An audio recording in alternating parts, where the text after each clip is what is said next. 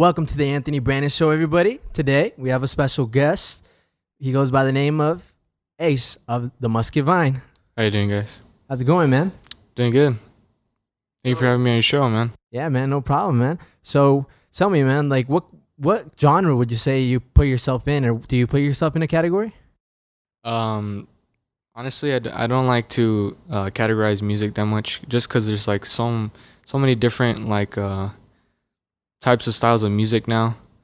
But people usually try to like categorize this as indie rock, but if you really listen to us, it's just like different types of inspirations and music genres in one.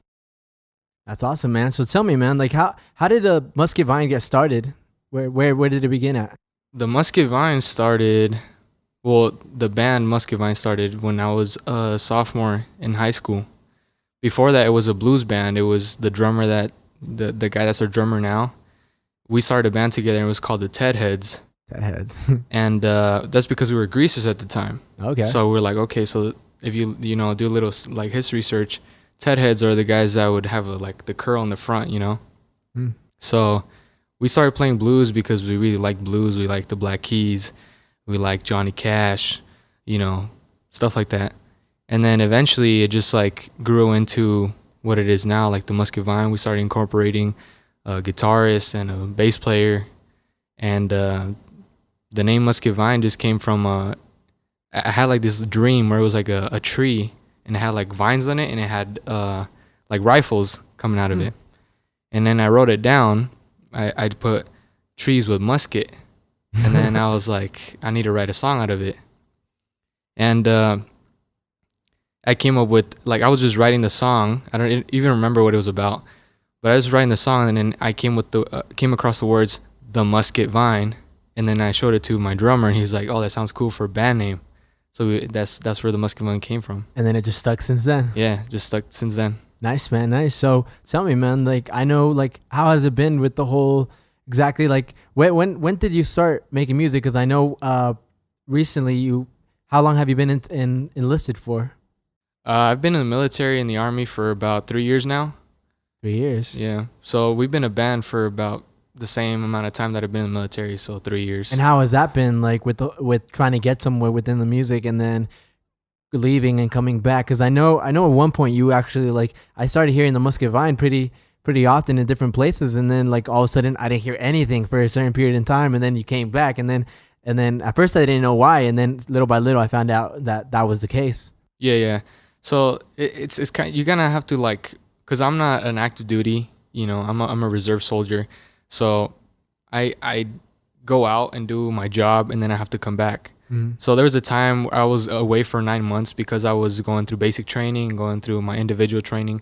And at that time, I couldn't, compose music. I couldn't, like, put my music out there. And then when I came back, I started putting out all the material that I had, like, built up in my head. And then the same thing happened this year, and then the 2016, because I was out on deployment in Iraq, so I couldn't, like, compose anything out there.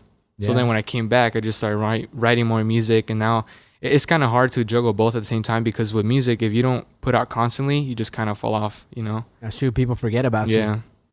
Yeah. So far, what would you say has been, like, one of the biggest difficulties or struggles for the band? One of the biggest difficulties, I think, maybe recording, because as a band, like, usually people are like, okay, they're a band, so they record together, but that's not the case. Like, the music, as you hear it on record and stuff, I do it all on my own. Like, I record the bass, I record the drums, I record the guitar, the vocals. I do it all on my own, just because, like, the band struggles with recording. Like, I feel like I can do it faster on myself. I can compose a song faster on my own than actually have the whole band, and it's actually cheaper for us to do it. So at the end of the day, who's all in the band? So, like I was saying earlier, like, the guy that's still in the band, like the original band members, is my drummer George, and then myself, and then we have this guy named Manny that we know from high school. He's a good friend, and then we have another friend who we've known him since middle school. His name is Xavier. He plays bass. Nice. And so at the moment, you guys make all your music here at your house, or? Well, like I was saying, like I record everything. So I write, I compose the album, record them, and produce it all on my own, and I put it out. And then so they help out more with the live performance. Yeah. So But at the end of the day, all the music is made just from you. yeah. That's So crazy. so like we have band practice together. Like I'll like write something, record something, like a demo or something, and then I'll go to practice and I'll be like, hey, check this out. Like I wrote this song, and I'll show it to them, and they'll be like, okay, I like it, or I don't like it, you know. And then from there, I kind of like pick out what's gonna go on the album, what's not gonna go on the album, and then like we'll practice and we'll rehearse it, and then they kind of put their own flair into the live performance, you know. That's crazy, man. Honestly, I would have never guessed that. How did you end up playing so many things and learning how to do all that? Well, at first, like I was saying, like it was George and I, the drummer. He played actually the guitar when we first started, and I played the drums.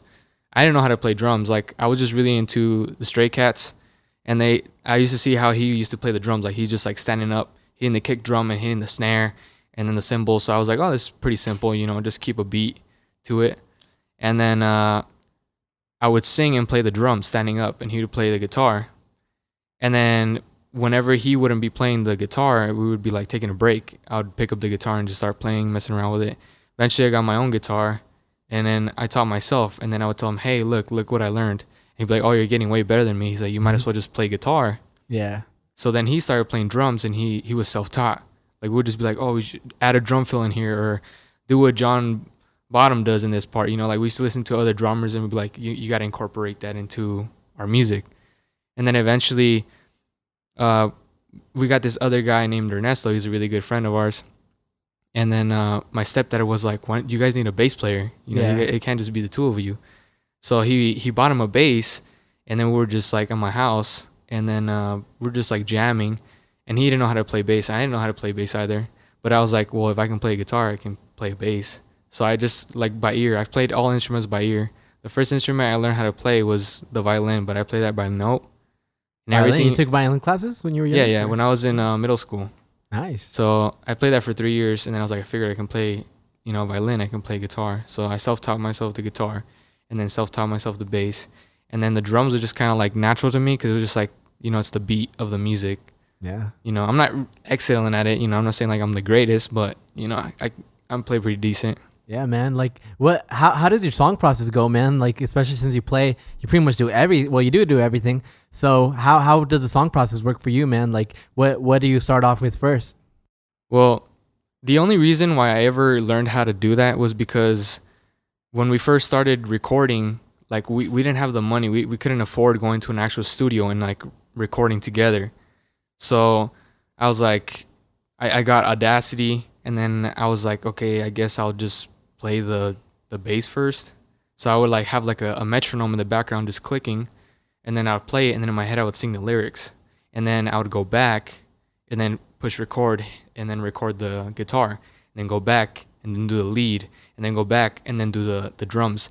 But the thing with the drums is like, since I didn't have like a whole mic set, what I would do was put the mic on the kick drum and then on the snare, and I would record that, and then I would go back, and then I would just like, it would sound so ridiculous, but I would just stand there hitting the cymbals. Yeah. So that way we would have cymbals in the recording. That's crazy. So I would just like stand there listening to the whole recording, and then eventually I would put vocals on it. So then now that's how the process goes. Like it just kind of like, I've done it so much that it just comes natural to me. So like I click a metronome, add the guitar, or start with the bass, depending on like how I feel, you know, how I want the song to start, and then add a lead to it, and then my vocals, and then I'll add the drums to it.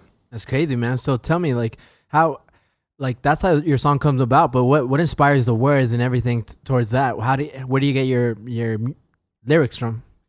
Well, it's weird because the songs that I put the most meaning into are the ones that are less popular. Oh. You know? It's usually the songs that like I'm like, okay, whatever, like I'm just gonna go on the microphone and then just say whatever comes to mind. Like I have this song called Runaway, and then literally the song, if you listen to it, you're like, it doesn't make any sense. I'm like, close the door, you know, kiss me while you're at it. Like, it's just like, I didn't really think about it. I just went on the microphone and I just started singing it. And then just because it's catchy, it's a song that people like. So then now that when I record songs and stuff, like I don't really put a lot of like thought into it, like a deep meaning into it. Like I'm just like, whatever comes to mind is what's important to me in the moment. You go know? more off of the vibes rather than... Yeah. So like I'll record it, and then to me in the moment it doesn't mean anything, but then like later on I'll listen to it and I'll be like, okay, this is why I said that, because this is what I was going through in the moment, you know. That's awesome, man. That's awesome.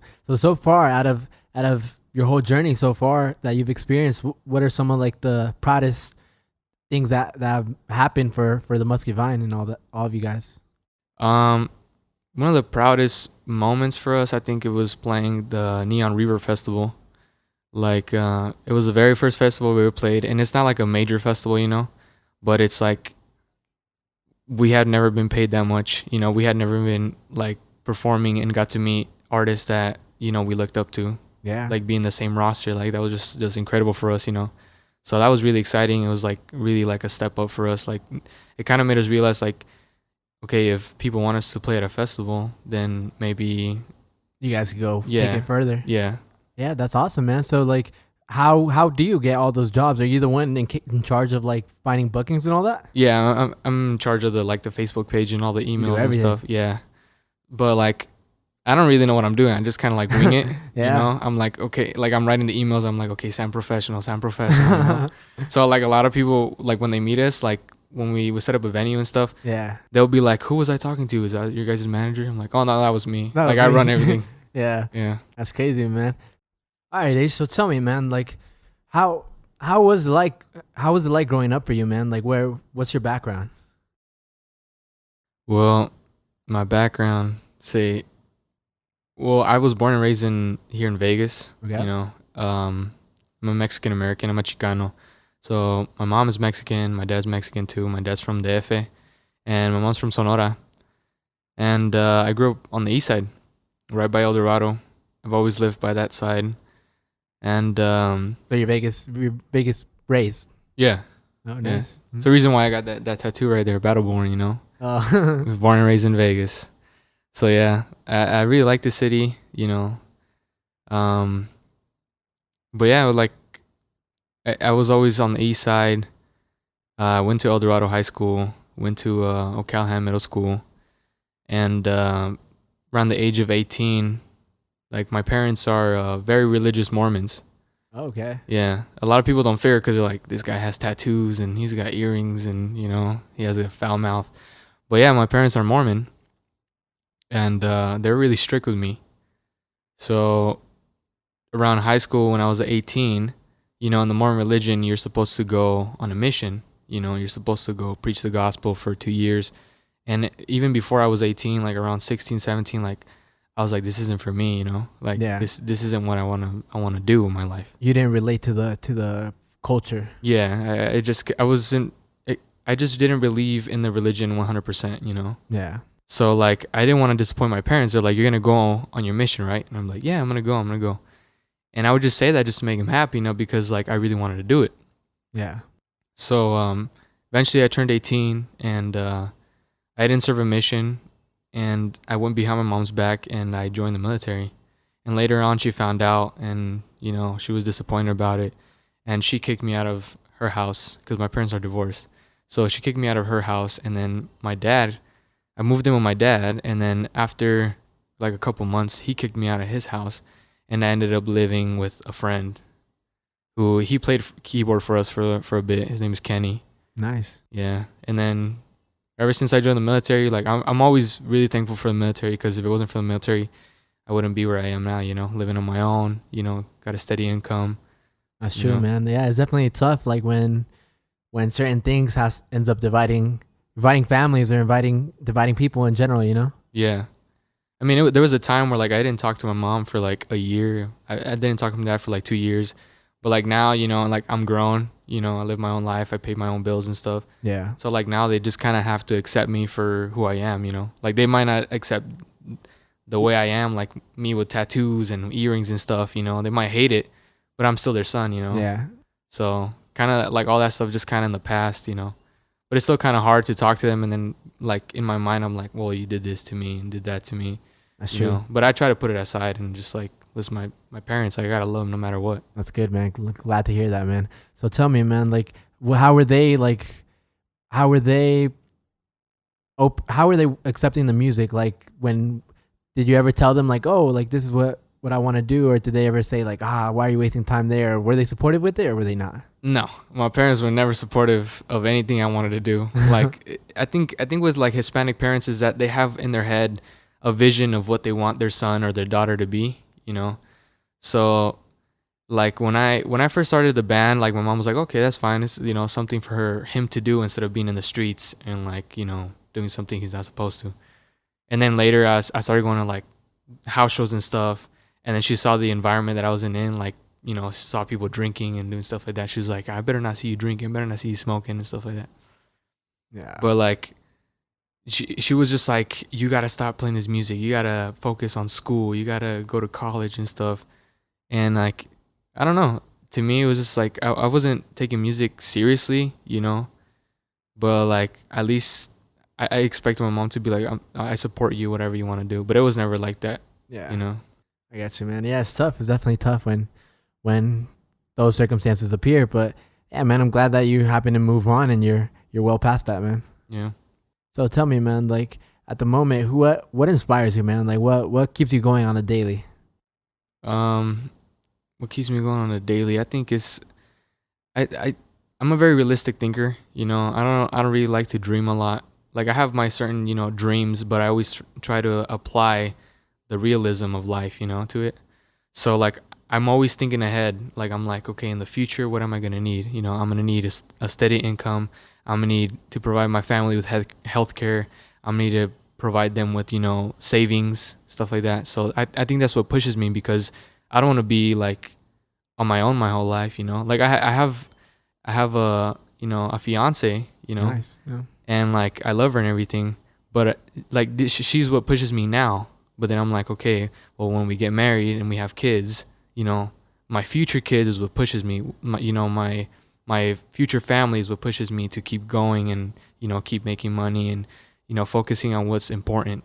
That's awesome, man. That's awesome, man. And as far as kids are concerned, man, how many would you like to have eventually? I don't know. Like, I've always been focused on, like, I'm always joking around, and then I always say like I want a son. You know, like my first kid, I'm like, it's gonna be a son. It's gonna be a son. You know. Yeah. My fiance's like, how are you so sure it's gonna be a son? I'm like, I don't know. I just got a feeling like it's gonna be a boy. It has to be a boy. Has to be a boy. And then she's like, what if he comes out gay? I was like, it doesn't matter if he comes out gay. Like, he's still a boy, right? Yeah. Like, you know, as long as he's a boy, like I don't care. That's true, man. But I've always had in my mind like at least 2 kids would be fine. You know.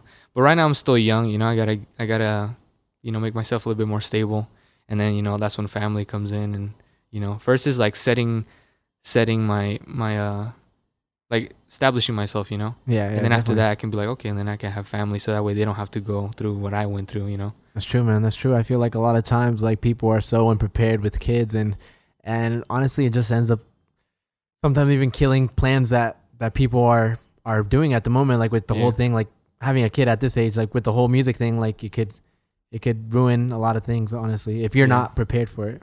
Yeah, definitely.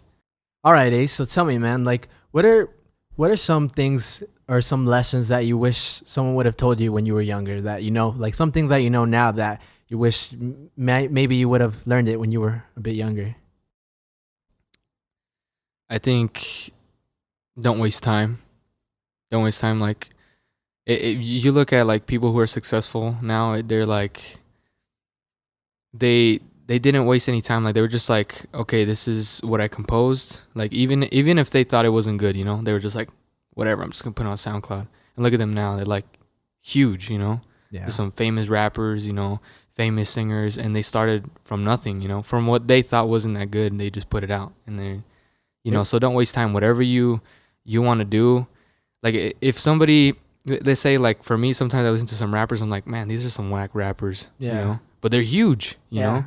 So, like, even if you think, or if somebody else thinks that you're whack, or like your music isn't good, just put it out. Maybe there's somebody out there that's looking for the music that you compose, or that you write, or that you make, you know. Yeah, I agree, man. It's like, I remember, I believe Logic said this. He said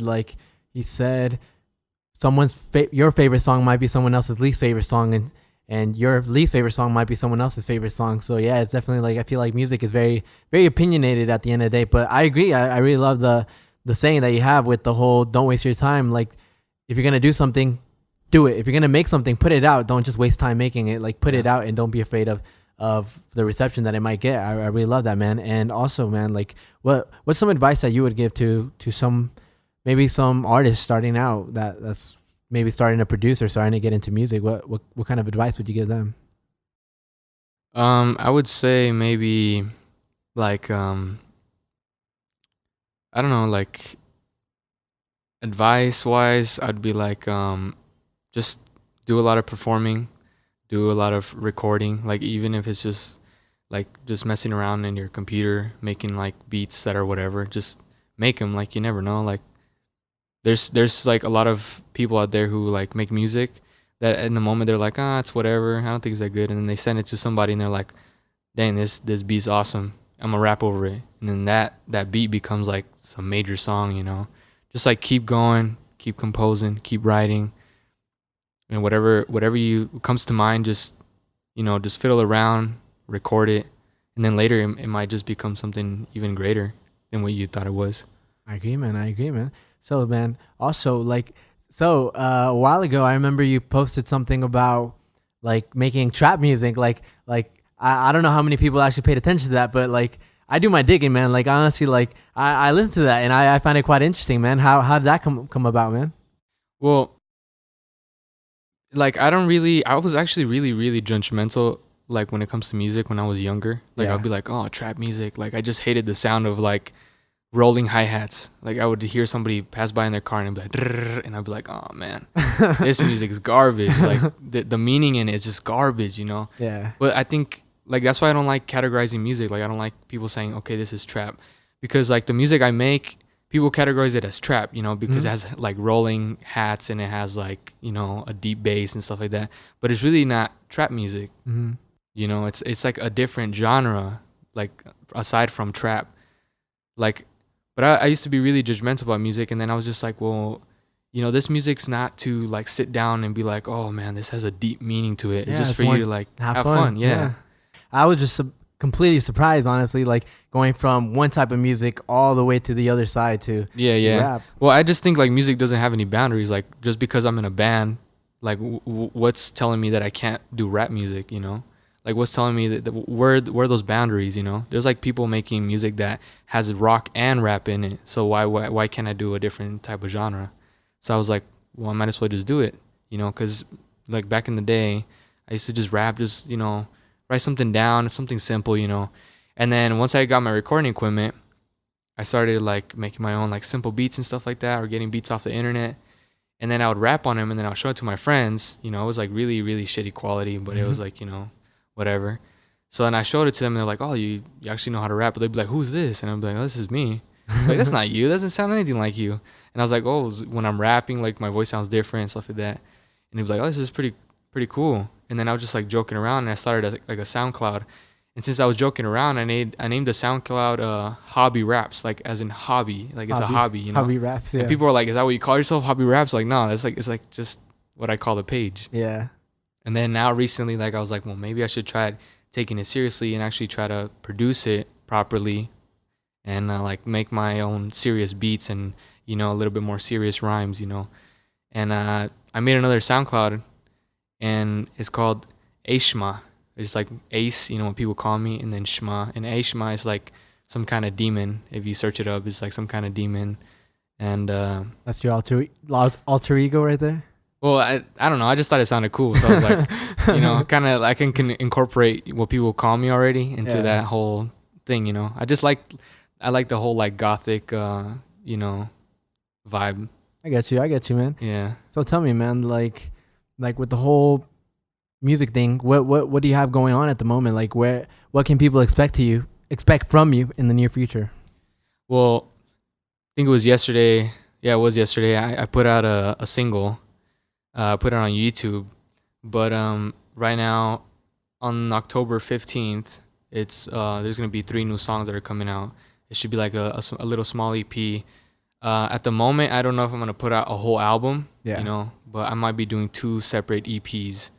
But yeah, there's 3 new songs coming out on Spotify and iTunes, like any, streaming media you use, and it's gonna be called "What They Told You About Love Isn't True."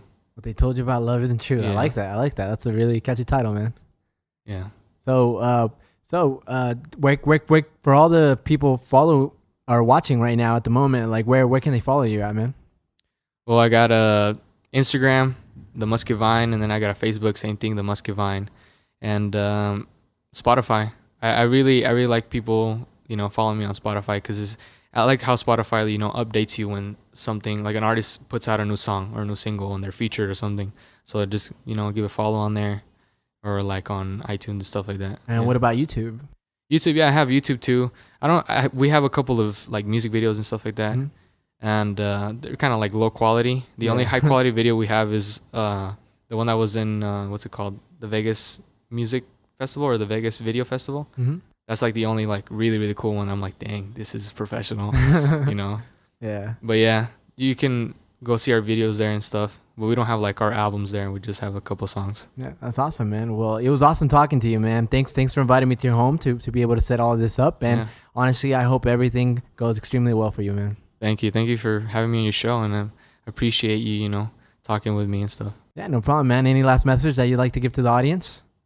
Stay on the lookout for new music, new material, and my side project, all that trap stuff. All right, take care, man. Hey, this is Ace from the Musket Vine. Thank you for watching the Anthony Brandon Show, and if you like what you've seen, hit the like or subscribe button.